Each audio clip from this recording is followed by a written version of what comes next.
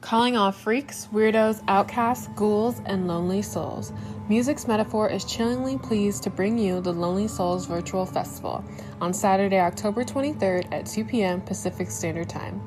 Join us for the first annual Mental Health Halloween Music Festival.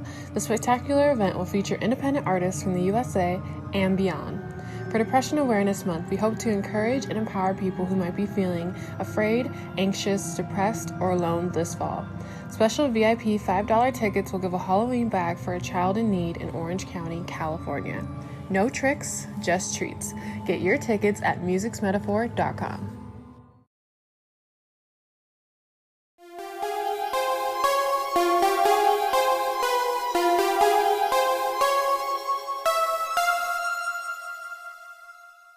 Hello and welcome to Happy Horror Time. I'm Matt Emmert. And I'm Tim Murdoch. Matt and I are so lucky to have one of the stars of Halloween 5, The Revenge of Michael Myers, with us today. She played Tina Williams, the spunky girl who saved little Jamie Lloyd while simply trying to enjoy her Halloween night. Unfortunately, Michael Myers was a complete buzzkill.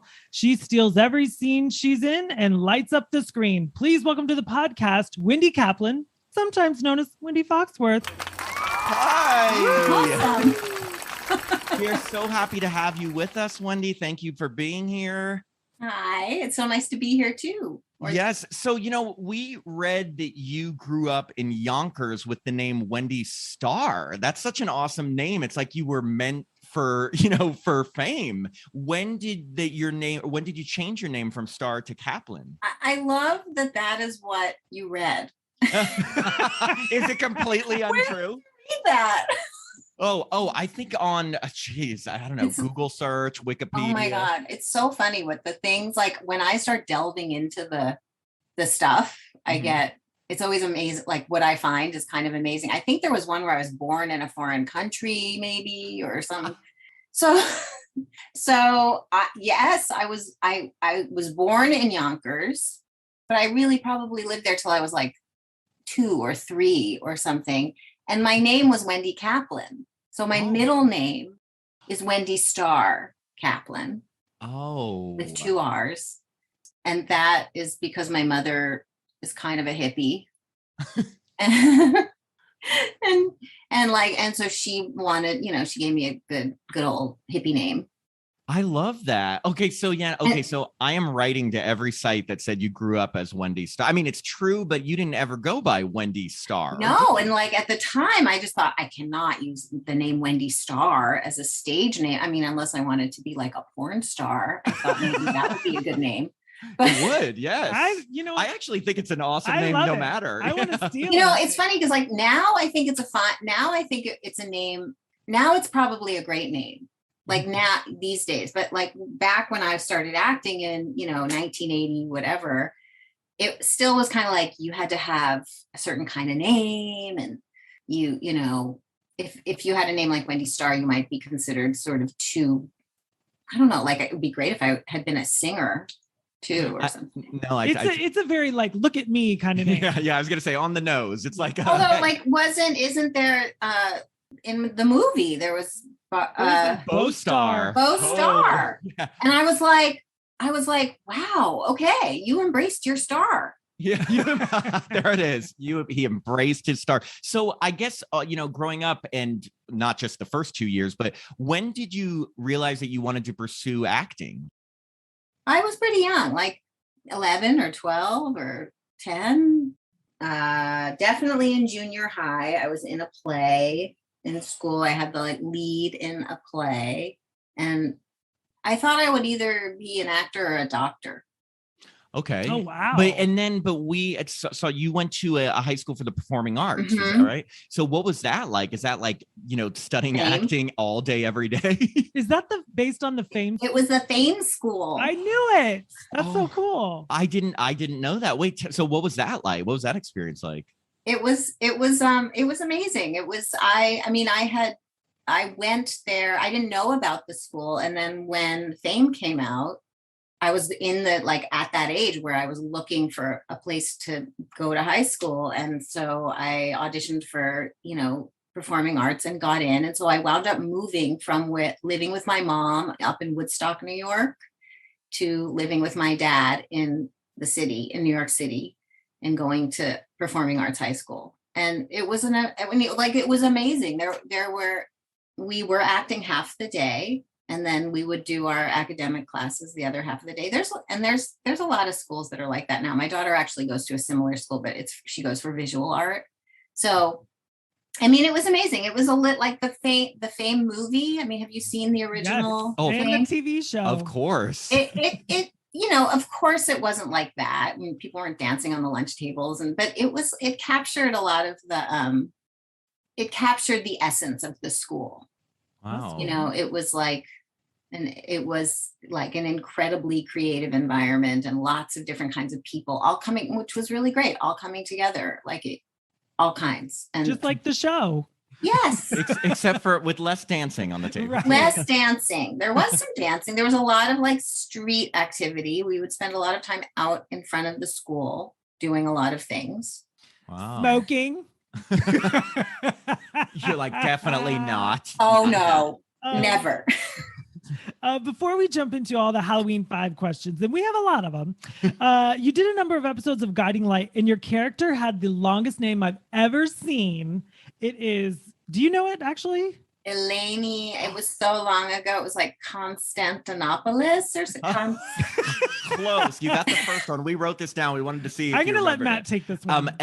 Eleni Andros Spalding Cooper. Oh, I think, okay.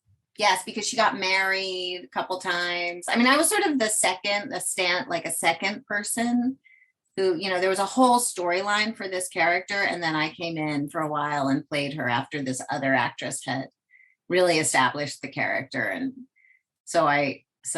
but I think initially, her name was supposed to be Eleni Constantinopolis. What was your favorite storyline? On that, or just for your, or did they have any crazy things that happened to your character specifically? They didn't.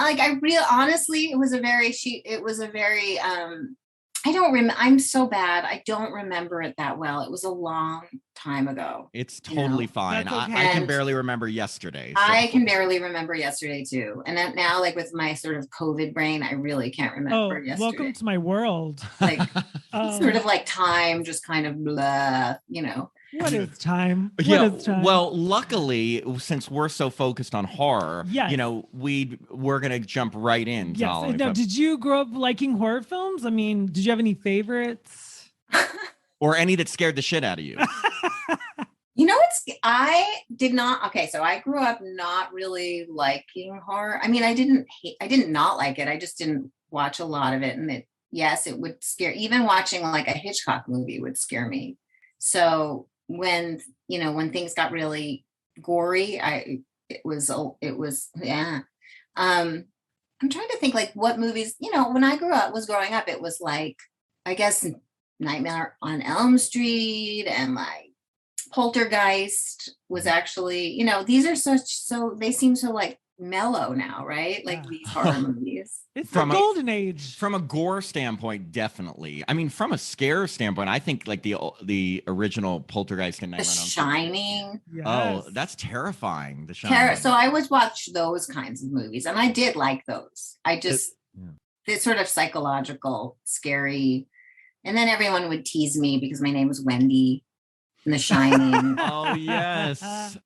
So, first thought you were going to say Peter Pan teasing. Well, they did that too. But the Wendy with The Shining, there was a lot of that. And then, I had certain male friends who loved to kind of do the whole Jack Nicholson, thing. The Here's Johnny part? Yes. Oh, God. That sounds like some good friends. Yeah, that's a treat for you. Yeah. Well, I remember watching Clockwork Orange in high school at one point, which was terrifying. In a different way. It's a mess. Yes. Yeah, that is a disturbing movie. Yeah, disturbing. You can't take that home. Yeah. So I guess I wasn't, I didn't grow up on horror films. I hear a lot of people, these kids that I meet sometimes at a convention, they tell me about how they've been watching the Halloween movie since they were 5. I saw the original Halloween at 11, and that's when I became really into the Halloween series. I saw Friday 13th when I was 9. So how did that do? How did you feel about that? You know what? I saw the first one and I was hooked. I wanted to see the next one and the next one. It's like a soap because I love soaps too. So I think it's the continuation. For me, it was all Halloween that I got into. And I'm not just saying that because you are a Halloween star. Something about the original just stuck with me because like it's so good. It's just so good. It's like a slow burn in the best way possible, like just suspenseful. And like him always watching Jamie Lee Curtis just scared the shit out of me. And I just loved it to the point that I like started loving these movies and everything. So it kind of hooked me to watch the others. But I felt like at 11, I was old enough to at least understand it and not think it was real. Well, you know what I maybe mean? not mature enough. Maybe not mature enough, but enough about us, Wendy. I'm very curious what makes a horror fan a horror fan. It's sort of an interesting little, I want to interview the people, the fans. Well, I know it is interesting. It's like, and it's funny, especially talking to people who've been in horror movies, interacting with horror fans, because, you know, a lot of them will say that at first they don't know what to think. And then they go to a convention and they're usually like the most dedicated, sweetest, like, you know, nicest people. Whereas you may not think horror fans would be like that, but we are, right, Tim? I'm a nice guy. But moving back to before getting involved, what was the audition process like for the role of Tina, and like how did the filmmakers describe the role to you when you were auditioning? I feel like it was described as like she was a bad girl, kind of, and like very kooky and does what she wants, but they wanted someone who could like have a heart, right? Like you couldn't just be a bad girl and be like a sort of tough chick. You had to have like good. I think somebody might have, I don't know if I said this or if somebody else said it, but it was kind of this idea that she was a little bit of like a Madonna wannabe. I can see that. Which is totally what Tina wound up being, right? Like, I mean, that's kind of how I'm dressed in the movie, really. And I don't remember if that was pre-production kind of thing, or if that happened when we were looking for, you know, because that was it was Madonna time then. That was the height of Madonna. Yeah. Totally. Did you go back and watch the other Halloween films? Before I did it? Yeah, like just as I did.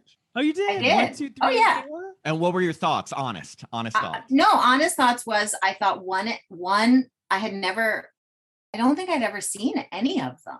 So I thought one was amazing. And I completely understood why people loved it so much and like and 2, I thought like 1 and 2, you know, did their thing.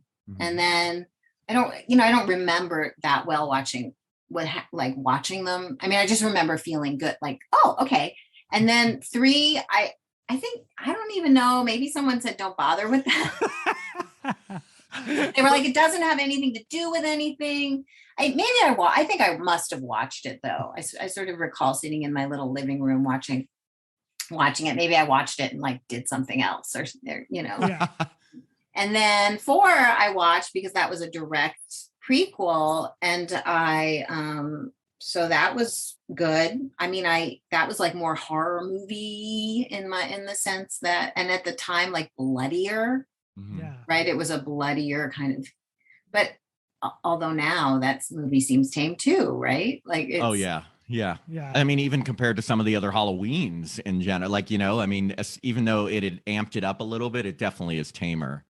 Yeah. And I feel like those movies like 4 and all the early Halloween movies are like watching, you know, a movie in black and white. Like now, like my daughter, like it feels like I mean, I know it is like a vintage movie, and that's so interesting for me, you know, to think about that. Like, oh, I'm in this like vintage film.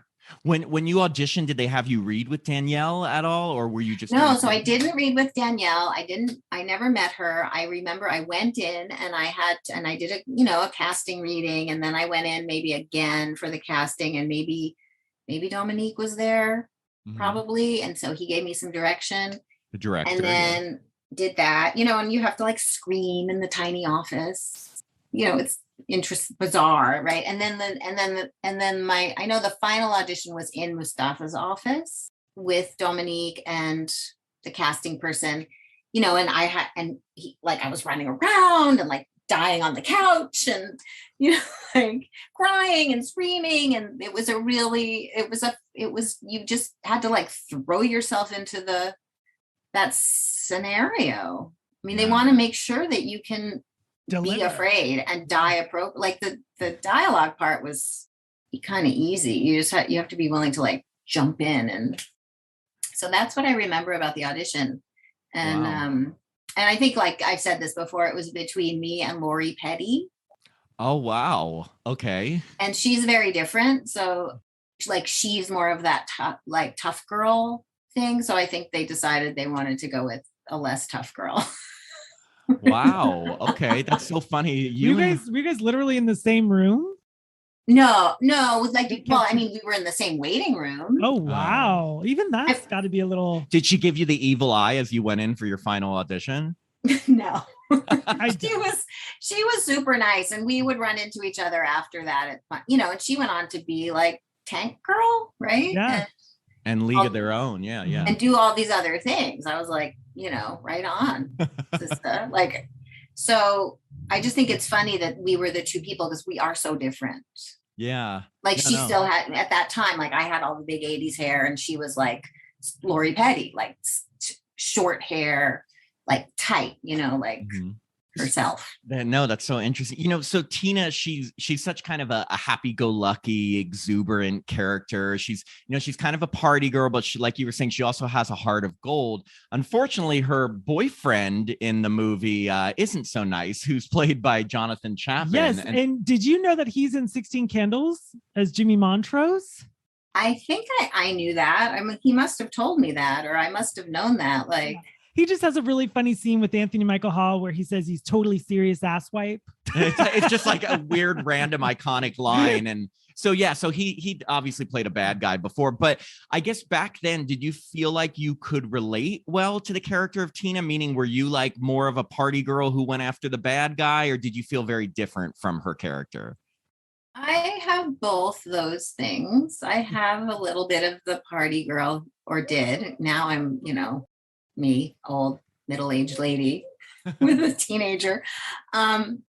Yes, I mean, there was a part of me that had the party girl in me, but I think I don't know that I had the typical, like, I didn't grow up in a typical way, right? Like I grew up in I lived in Woodstock, New York, like among the, and then I moved to New York City and was in performing arts high school where we were very we like to call it with my social circle free range.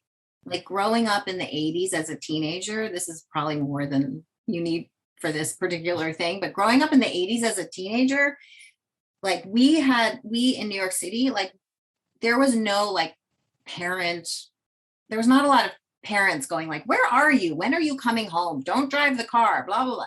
It was like, we would go to school and then kind of find ourselves somewhere and then come, like just get home is kind of, and so it's sort of interesting because I think I've heard people comment like, where are Tina's parents? Why doesn't Tina have any parents? Like no one in a horror movie usually does have like a lot of parents. They're always gone. Well, in a way you were like the parent because you are friends with you're friends with Ellie Cornell and like she's watching Jamie. And then you in the 1989 interview, you were saying that she's like a 12-year-old, 45-year-old. So like Jamie. Yeah. Or Danielle Harris. Right? She is. I mean, she was. Yeah. Yeah. Cause I mean, she obviously did Halloween 4. And it sounds like in the 1989 interview, you were saying like she was teaching you on the set. She was. Really? I mean, in some ways she was a very wise young person. Like, I did feel that way. And she had been in more film, like she was a more experienced film actor than I was, I think, at the time. Because this was your first feature film, right? It was my first feature. Yeah. Oh, wow. It's really the only feature that I've been in, honestly. I don't think oh no, that's not true. I've done some small things and some other. So she was kind of incredibly mature, right? Like Well, obviously talking about Danielle, it's funny because it was so mature for such a young actress. And like Tim was saying, Tina and Rachel in the film are almost like the parental figures for Jamie because, the parents just happen to be away and nowhere stuff. to be seen. Yeah. you worked with Ellie Cornell, who, played Rachel, and both of them had come from Halloween 4. But unfortunately, Ellie Cornell's character, meets a very early demise. I was just wondering, did you get to film much with her? And was she what was her, at the time, was she unhappy about how they treated her character in that one? Do you remember? I filmed a little. We were together for a little while. I think she was working, and then I think I went to Utah and started filming while she was still finishing. And we had some scenes together. And then, I think she was a little she didn't, I recall, I think it was confusing, and I would have been confused too, because she was pretty beloved in Halloween 4, right? Wasn't she? Yeah, I think because she was kind of I guess would be the final girl for with Danielle Harris, more the parental figure. But it's very interesting when you hear about those types of things. But I also, and again, correct me if I'm wrong, but there were rumors that there were early scripts for Halloween 5 where Rachel and Tina's parts were kind of switched. Maybe Tina died early and Rachel was the one who kind of sacrificed herself for Jamie. Did you ever see those scripts? No. she's nodding. Sorry. Nodding, Sorry. She's shaking her head. No. No, I know. Honestly, no, I've never seen them. I don't know what the early, I came on to, they audition us and have us come to work. There's not usually a lot of time between when we get the part and when we go to work. Mm-hmm. So I think that had happened before I was, and when I was that young, I may have been more curious about it now, what was going on before, but at that time I was like, woohoo, I'm doing a job. Yay. And you're like, I'm in it till almost the end, Yeah, exactly. I get 6 weeks of work here. Yippee. Yeah, no, that's awesome. Well, your work could have been cut short because there's one scene where you're running away from a car, and in the extras on the DVD, there's this behind the scenes footage where you trip, and there's literally a moving car right behind you in the dark, in the woods. Not the woods, but it's kind of like these. It's like a field. Yeah, there's woods around us. I think it's the back of a farm. They said cut, and they were like, "Are you okay? Tell me about the risk factor of this scene." I think that it was not intended, right? I was running. I think that I must have tripped on my cape or something, and then thankfully Dawn was right on it and stopped the car, because oh my gosh. It could have been, I think, scary. I guess I was not far enough in front. They do normally, they set it up so it looks closer than you are. Mm-hmm. But so that could have been. That could have been. And would you do this scene? He wasn't going that fast. Even if the car had hit me, I think I would have survived. It would have been okay. Do you think you'd ever do scenes like that today? Would you ever do that type of action scene today? Yeah, I would. Wow. No, that's cool. And also, but I heard was that scene filmed all in one night? The car chase scene? Yeah. Wow. Really? How was that how many hours was that exhausting? How much running? It's just running and screaming and running and screaming, I think they edited. I think what they did was there was a lot, not that whole, that whole sequence of running through the bond, the whole final, before I meet my demise. They took a few days. There were a few days of shooting that, but that car chase thing, I think it was, like I said, it was a long time. So, but I think they shot it in one night, and they probably cut a lot. They probably shot from different angles so that it looked like there was more space, mm-hmm. More that we were going through more range of the land. Then so you weren't running miles at a time. I wasn't running miles at a time. And you do so much screaming. Did you ever lose your voice? Yeah, I think I did. Oh, wow. I can only imagine, because emotionally being terrified, physically running and screaming and at night and doing so much. I mean, I would assume that portion of the movie was the toughest to film for you, I would say. Yeah, it's like emotionally draining kind of, but I feel like I don't remember it being, I had so much fun. Even that part of the movie where, I know I'm going to die and it's terrifying. And I'm there's that part of you when you're acting that believes it, right? A little small part of you. Otherwise you'd be a crazy person. But it was so much fun that I don't feel like I was drained. I feel like it was invigorating almost to be able to do that. So that's cool. I mean, I was also really young. I had so much energy. Yeah, you're like, I had energy for days. No, that is nice to hear, because obviously as a viewer, you're watching these scenes. These are very emotional scenes, seeing characters that you really start to love, like your character who you've seen through the whole movie going through this, and then obviously meet her demise. And you think, oh, that must have been so tough and awful to film. And then it's nice to hear that at least you're having fun. A blast. You know what I mean? It was a blast. There were times when it was kind of awful. I mean, there's a lot of downtime. It was cold. I remember there were these big jackets that we had, and and it was weird because you're like working all night and that kind of stuff. But for the most part, it was super fun. But it was interesting because to speak to that kind of, when I was working on the looping and I was watching myself getting chased and screaming, and it made me so it somehow made me so upset to see sort of me getting chased, that I had this weird emotional reaction to that. But I'm curious if other actors feel that, like if when they're doing their looping, they can just kind of jump right back into that feeling. That's called being an effective actor. Yeah, you're feeling it.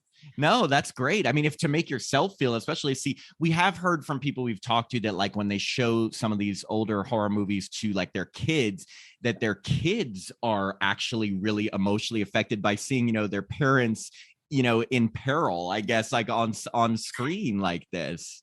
Yeah, my daughter has not sat down and watched the movie yet. Really? Oh, no. wow. Why? And she's 16. So, I mean, in the beginning, I didn't want to show her because even though it's a pretty tame movie, horror movie wise, I felt like, well, it's me getting chased and dying, but now she's sort of the age where I think this Halloween is the time, Yeah. Wendy. I do too, but I'm wondering does she just not want to see me get killed? Like, is this a child in her? So a few random questions, and you may not know the answer to this, but it's just little things that caught watching it and wanted to ask you. So one thing that's actually really cool is you are the only cast member who's listed in the opening credits after the word "and." It says "and Wendy Kaplan as Tina," and that's a really coveted spot. I'm just wondering, how did that come to be? Do you know how they decided that? That was my fancy agent, and manager. They worked a deal. They did. I mean, they were like, okay, well, she gets this billing, That is really cool, because not only that, you're the only person that says your character name. It says "and Wendy Kaplan as Tina." That is that's a big, especially for your first role. It doesn't. It's like the end card or something, I think they call it. It is. Wow. Well, congrats that your agent ruled with that. Well, yes, they did. I mean, that was an amazing thing. But the other thing that my agent did, which maybe was one of the things that they wouldn't do, is sign an agreement to do a sequel. My fancy agent. So that could be why Tina died. It's so funny because this is going to sound totally like wishful thinking, but I'm going to put it out there. So, when you go and you kind of sacrifice yourself for Jamie, and then they're kind of carrying you on a gurney. And I'm just like, do we know for sure that she was dead there? They could have taken you to the hospital. Maybe you would have been okay. Is there any chance that Tina would have survived that?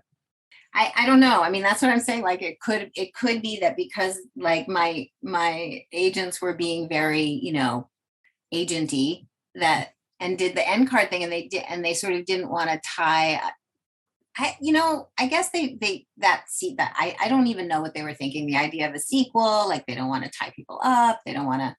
so they won't agree to that. They didn't want to agree to that. So maybe that was the way that the production dealt with it, was they put me sort of in this weird limbo stage. Yeah. I mean, of course my family was like, "You're not dead. You're going to come back."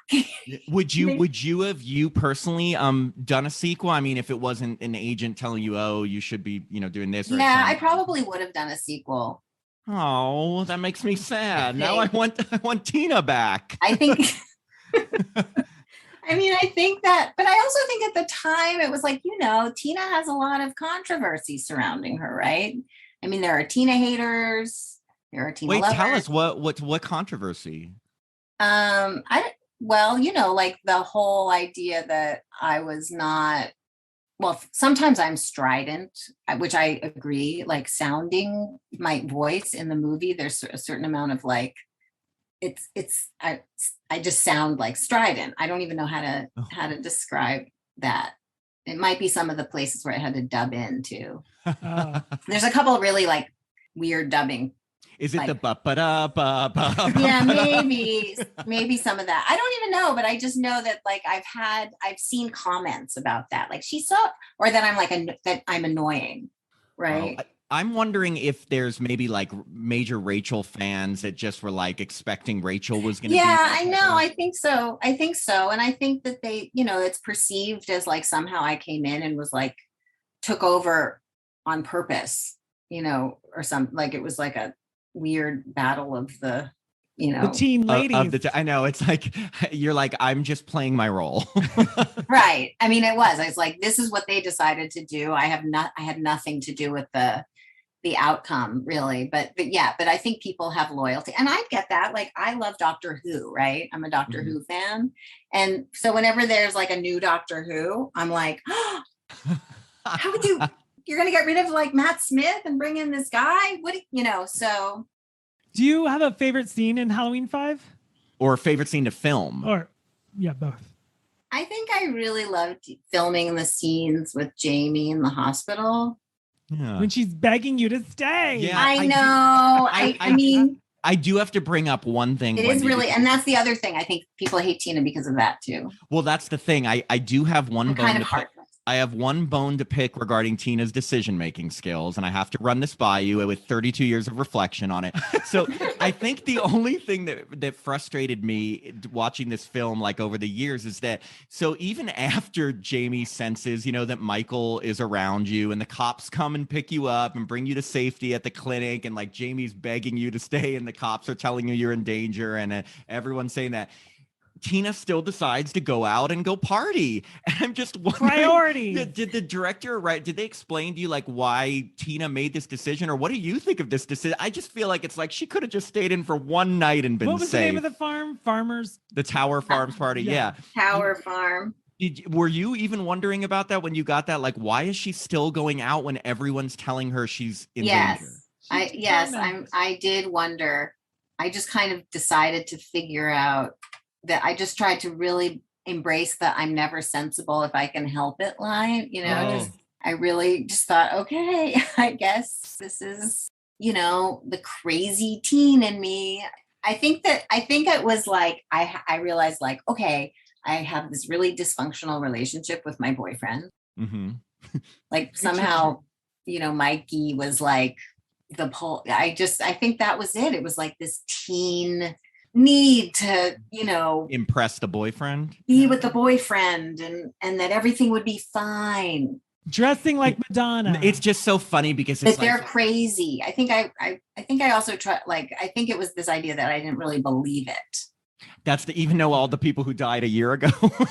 Right. I came from maybe Tina was in Europe. I don't know. Like, I love that. No, that's the only thing, because I always wonder, I'm like, oh my God, she gets picked up and is brought to safety, so she has such a chance of just being safe, but she's like, nope, still gonna go out. So, unfortunately, one other thing with about a person we forgot to ask you about was you had some scenes with the legendary Donald Pleasance, and who had been in 4 of the 5 Halloween films. Do you have any memories of working with him, or what he was like on set?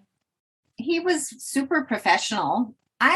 I honestly, it's people like ask me this question a lot, and I don't blame anyone for doing it because of course you would. He's an icon. I think that he intimidated me a little bit. He didn't try. He was super nice. He was super warm, and he was actually very, very friendly and had a good sense of humor about the whole thing.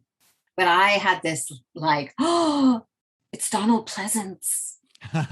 He's been in every movie. He's like Blowfield, and and he's got all these amazing credits, right? I mean, so I think that I was nervous to work with him, and that may have I wasn't able to kind of take him in as a person as much as like my own. Oh, I'm so nervous.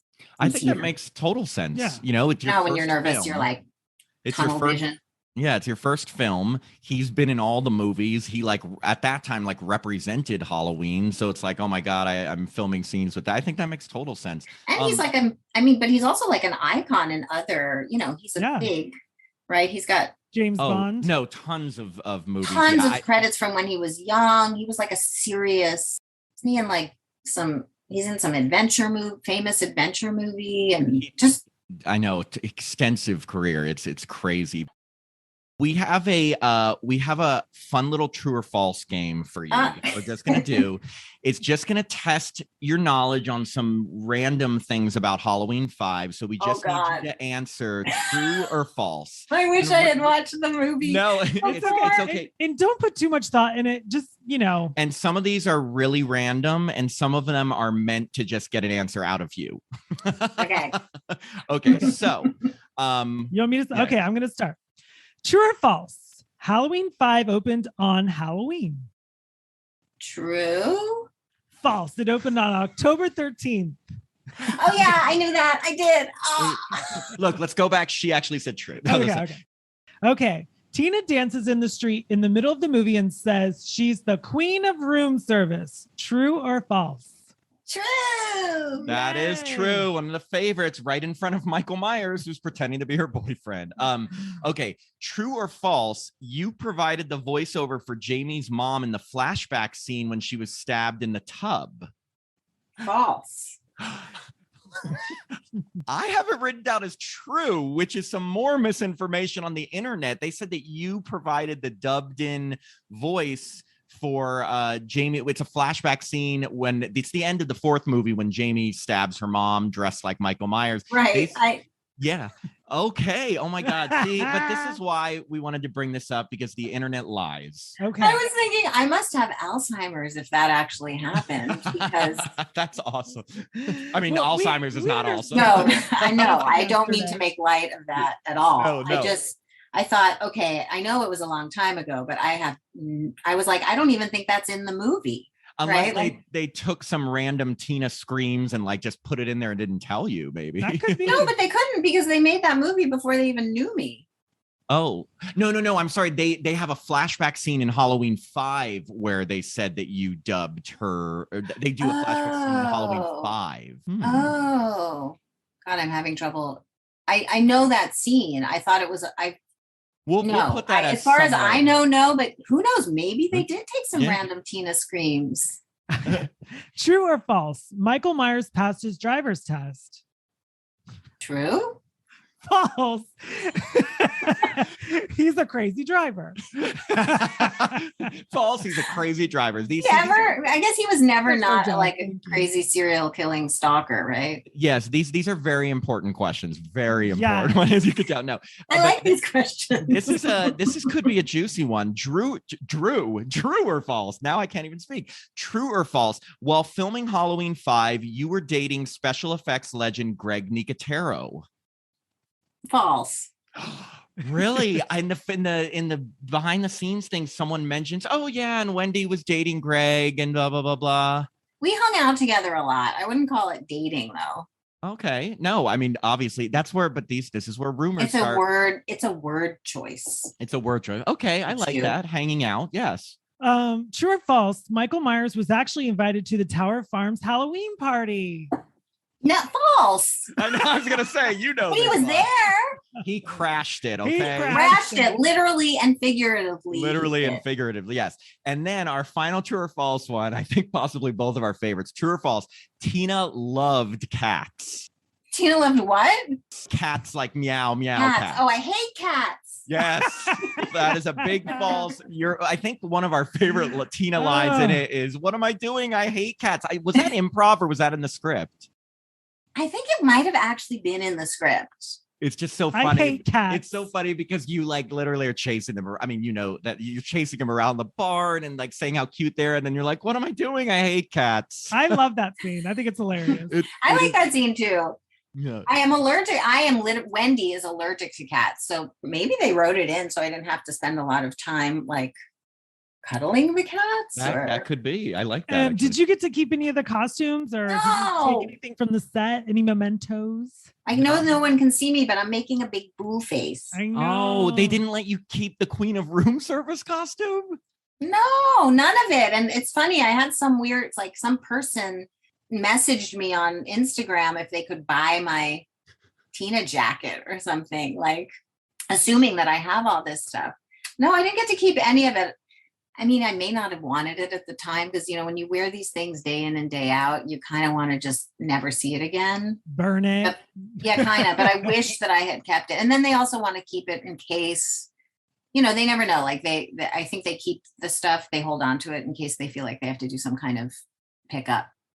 Well, yeah, or if they had done a sequel, they could have had Tina in the hospital in that costume. And so after the movie was all done and wrapped, was there a screening or a premiere, or what did you think when you saw the end result and you on the big screen? Yeah, how did you see it for the first time? It's so weird. I think I went to the movies, but I frankly don't remember. I think I was so nervous to see it again. Here we go with like Donald Pleasance, and that I'm trying to remember, like, did I go to the screening? Like, why wouldn't I have gone to the screening? Was there a screening? Was there even a screening? I don't know. I mean, you guys know more than I do. A lot of times people know more than I do about these things. Usually we'll, but I don't know if we know back then, were there like red carpet premieres? Yeah, for some of these? there were, but I mean, not every movie got one, but I mean, was there like just like a cast and crew screening at the? Yeah, there was something. I mean, I think I was so nervous that I don't really remember what happened there. I just wanted to kind of, you know, it's hard to watch yourself. Oh, I know. I'm having a hard time just watching myself on Zoom. Right I know. now. I'm little, so I'm going like, I hope my hair doesn't look like a crazy person. I have my COVID gray. Like, I think you look fabulous. Yes. Seriously, the glasses are beautiful. We'll take a screenshot or something because you know Wendy looks amazing. I'm always interested in knowing, especially for these movies that have struck such a chord that are, you know, decades old. When did you feel like you first became aware of this intense fandom behind the Halloween series? Like, did you?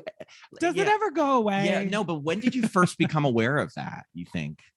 I think, okay, so let's see. I'm trying, because I really did have a moment of reckoning where I sort of, okay, so I did the Halloween movie, and I was young, and I, as you now know, my agents were kind of like, we want you to, and maybe not a sequel, blah, blah, blah. Like, and then I went off and I kind of left LA, and I started doing a lot of theater and like the soap opera, which I wish I could tell you more about, because now that I know you're a soap fan, I feel like, I wish I had more to say.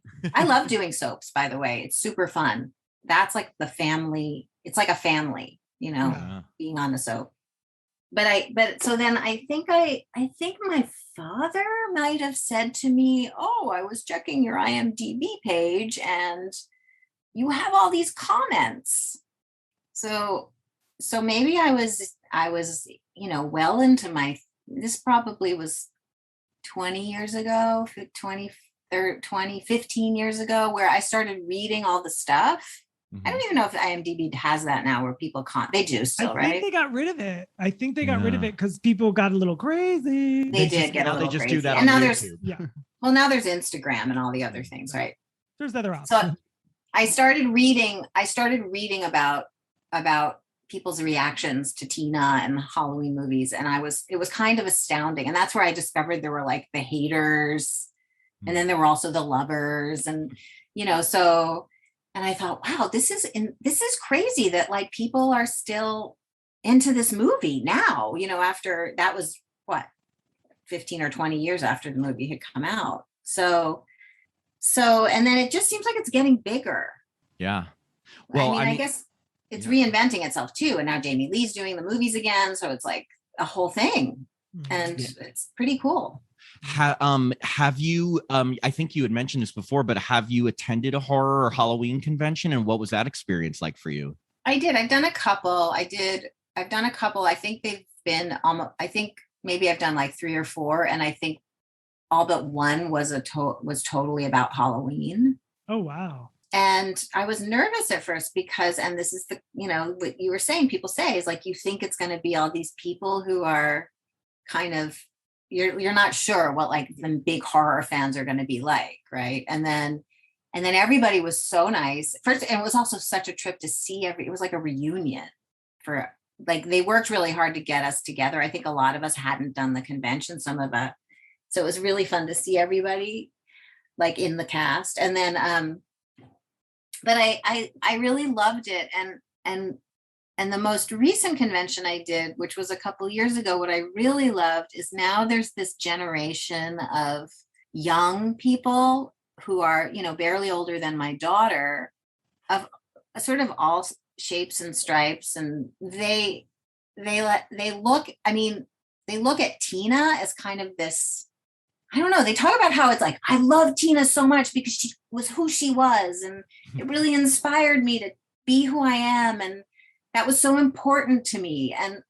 And when I hear that kind of thing, I really love that, because really that's why you do any kind of story, right? You want to affect some kind of change in people. And I think it's particularly for like people who are transgender or, or like coming out or live in a town where like, if you're gay, it's not a good thing, right, for them. And so somehow seeing Tina in Halloween was, part of their journey. Like it was a creative inspiration. I don't know, fighting that demon. I'm not even sure what it actually means, but I just love, it makes me really happy when that kind of thing. I feel like, it could be Tina doesn't really restrain herself in any way. Like I was saying, her exuberance, her just going to do whatever she wants. And so I think a lot of people can probably see like that freedom as really appealing. And I think that's really cool, especially, in these films, because we've talked with people from different franchises and stuff. But your character is very memorable. And like you were saying, even if there's people that have whatever issues they have with it, she's still memorable. You know how it's like what's that saying? Like even there's no bad press or something. Meaning if people are taking the time to make a negative comment about you, you affected them. And that's pretty cool, know? And I know this is a cliche thing to say, but like the words free spirit come to mind. And that's a good thing. Yeah.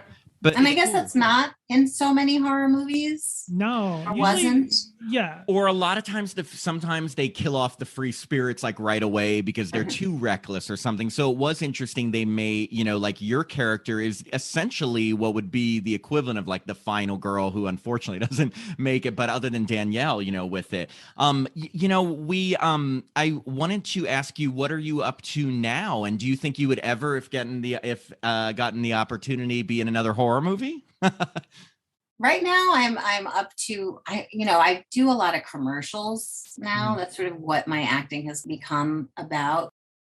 I would definitely be in another horror movie. I think yes, because even though they scare me, clearly people love them, and people for whatever, like, this is why I want to interview the people, because I'm kind of like, what is it about horror? Like, what does it do for you?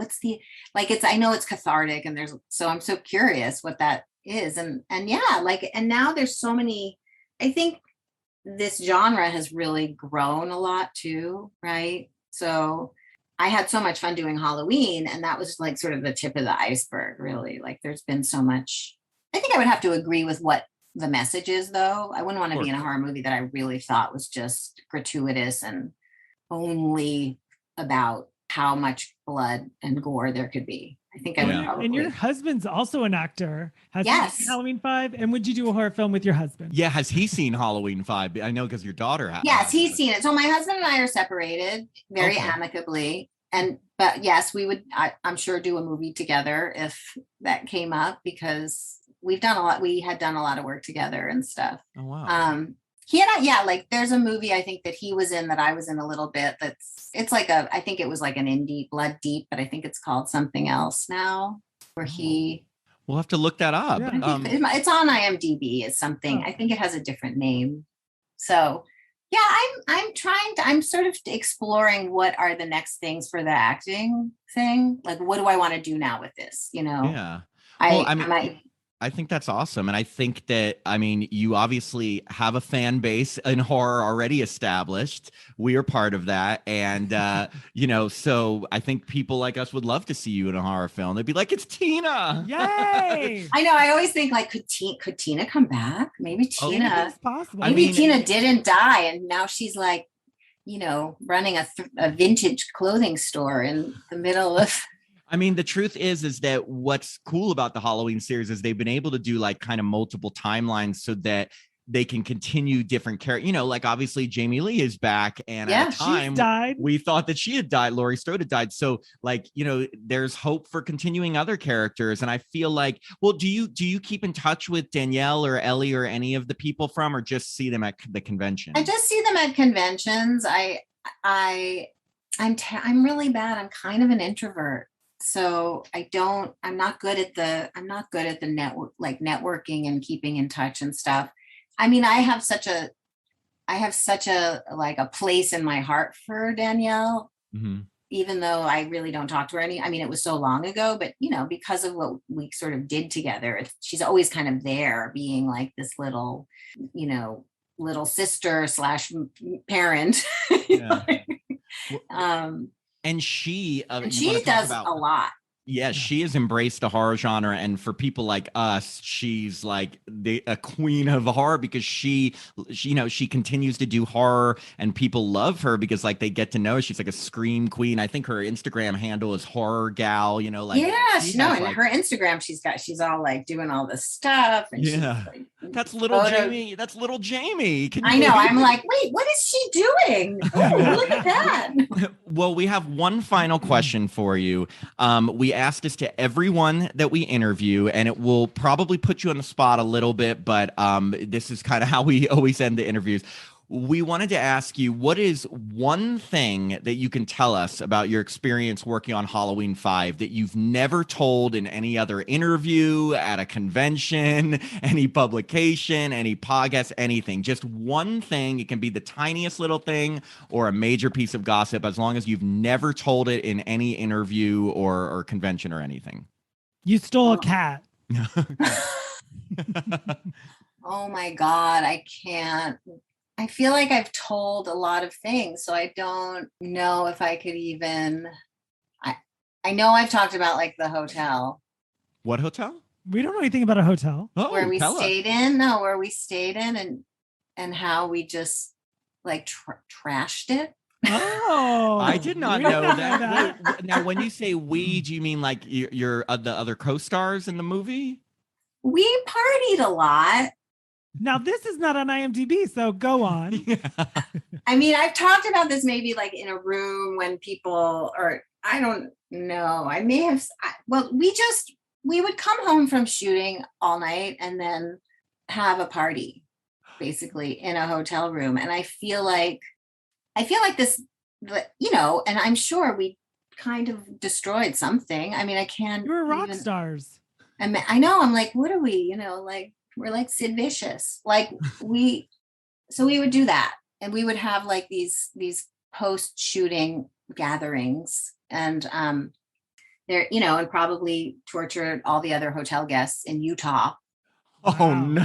Have you been back to Utah? I went back to Utah. Utah. Have you been back to the Utah? I have been back to the Utah. I actually did a play in Utah after that, like a few years later, many years later, maybe. I played The Juliet. Book of Mormon. Sorry, I had to. I didn't know. I was in Romeo and Juliet at a theater in Salt Lake City. Wow. Okay. Yeah, I guess it couldn't have been that many years later because I was still young enough to play Juliet. But and it was interesting to go back and have a very different experience, of course. Not getting killed. No hotel trashing, I take it. Yeah, and to speak to so like I think I also would say that what I haven't maybe shared too much is that I do regret perhaps my party attitude that I had when I was shooting the movie. And had I like been able to do it again with the hindsight, and maybe I say this to all the young actors out there, like I wish I had been a little more, even, a little more conscientious of my extracurricular activities.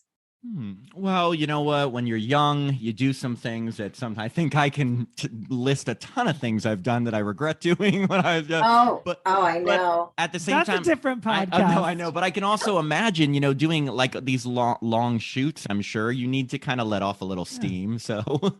Yeah, no, you do, and I think, and it's not like we were the first movie to shoot somewhere and kind of have a lot of fun together too. I can tell you, I think there were a lot of people in the 80s having a lot of fun after. Oh God, I know. It was the 80s. Yeah, exactly. I know. And I tell my daughter, I'm always telling my daughter, like, just don't be me. Well, I just want to say, Wendy, we are so grateful that you took the time to chat with us today. We had so much fun talking with you and learning all these things about Halloween 5. I really, really want to get your daughter to watch it, and I would love to hear what her thoughts are watching it for the first time, Yeah, I should have my daughter I should have her watch it, and like I'll film her. And oh my God, that would be awesome. I know, you laugh, but it's like, like filming your kid watching you in, a horror movie. I feel like that should be like a trend on social media. That would be a funny thing to do, right? It would be really funny. Oh my God, I know people do all that weird stuff, right? They're always like showing themselves watching something. Yeah, but it's like showing my daughter watching me dying in a horror movie. But thank you so much. Seriously, we really, really appreciate it. Oh, thank you. It was so much fun to talk to you. Enjoy the rest of your day. Okay, we'll definitely be in touch. Thank you. Okay, take care. Bye, Wendy. We hope you enjoyed this episode of Happy Horror Time. This podcast is hosted by Matt Emmer and myself, Tim Murdoch. It's co-produced by Jacob Randall, who also hosts a great true crime podcast, Crime of Your Life. Please check out our website, happyhorrortime.com, where you can stream all of our episodes and see all our pretty little episode images. You can also follow our social media pages on Facebook, Instagram, and Twitter at Happy Horror Time. We love hearing from our listeners, so if you want to contact us about one of our recent episodes, send us an email at happyhorrortime@gmail.com. If you'd like to support this podcast, please sign up to be a patron at patreon.com/happyhorrortime. Patrons get access to our growing library of bonus episodes where we discuss older horror films, look back at popular franchises, and all kinds of other fun horror stuff. I'm Tim Murdoch. And I'm Matt Emmert, and we hope you have a happy horror time.